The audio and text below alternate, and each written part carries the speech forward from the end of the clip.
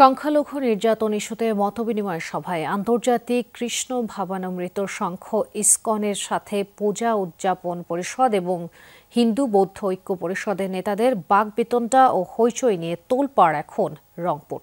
ISKCON নেতাদের দাবি রংপুরে সংখ্যালঘু নির্যাতনের ঘটনা ঘটেছে, আর পূজা উদযাপন পরিষদ এবং হিন্দু বৌদ্ধ খ্রিস্টান ঐক্য পরিষদ বলছে রংপুরে সংখ্যালঘু নির্যাতনের কোনো ঘটনা ঘটেনি। ইসকন হিন্দু সম্প্রদায়ের প্রতিনিধি নয় বলেও জানান তারা। এই দৃশ্য বৃহস্পতিবার রংপুর পুলিশ সুপার কার্যালয়ের কনফারেন্স রুমের। দেশের সাম্প্রতিক পরিস্থিতি নিয়ে বিশেষ মতবিনিময় সভার আয়োজন করেন পুলিশ সুপার।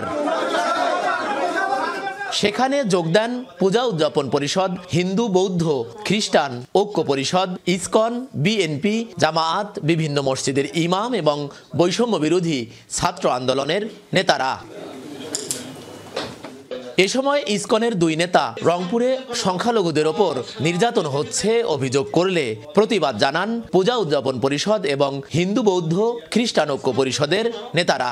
তারা দাবি করেন রংপুরে সংখ্যালঘু নির্যাতনের কোনো ঘটনা ঘটেনি।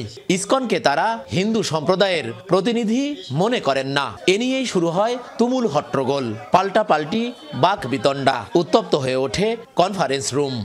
ইসকন কোনোদিন কোনো পৃথিবীতে কোনো রকম উস্কানিমূলক কথাবার্তা আসলে কোনোখানে বলেন নাই। রংপুরের অঞ্চলে কোনো সাম্প্রদায়িক কোনো সহিংসতা, কোনো হামলা, লুটপাট, ধর্ষণ, নিপীড়ন ঘটে না। সভায় বৈষম্য বিরোধী ছাত্র আন্দোলন নেতারা বলেন সংখ্যালঘুরা ভারত প্রীতি বন্ধ না করলে সমস্যার সমাধান হবে না।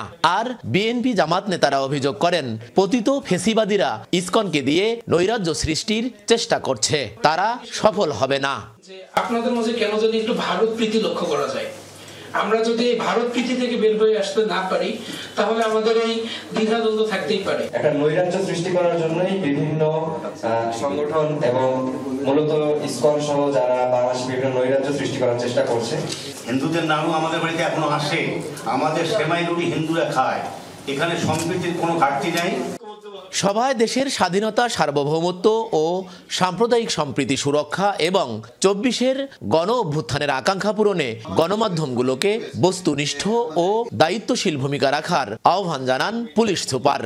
সাধারণ মানুষের মনস্তত্ত্ব যেটা, এটাও মানুষকে মিসলিড করতেছে। বাংলাদেশের অনেক মানুষ হেডলাইন পড়ে আর বাকিটা পড়ে না, শিরোনাম দেখেই তারা মনে করে এটাই পুরো সংবাদ। মতবিনিময় সভা শেষে কনফারেন্স রুম থেকে বের হওয়ার পর পুলিশ সুপার কার্যালয় চত্বরে আবারও দ্বিতীয় দফায় বাকবিতণ্ডায় জড়ান ইসকন ও হিন্দু নেতারা। ঘটনাটি এখন talk of the Rangpur. Sarkar, Majharul Mannan, Jamuna news, Rangpur.